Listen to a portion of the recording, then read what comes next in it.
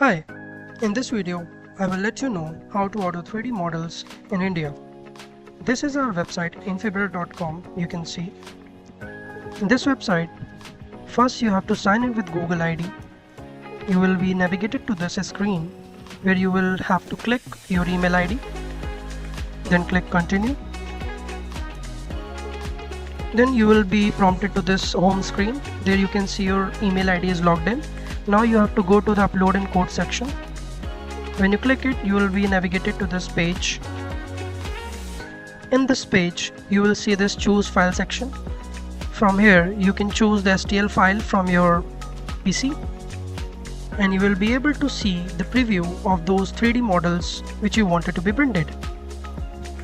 You can choose up to 5 STL files for placing a single order. See, all the models are visible. You can see them in this preview tab. Once you have uploaded all the models, you can choose the PLA.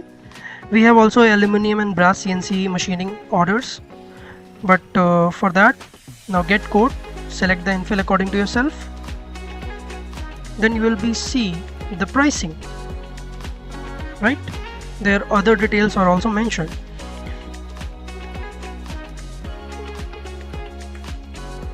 Once you click on checkout page, then you will be prompted to this page where you will see your order summary.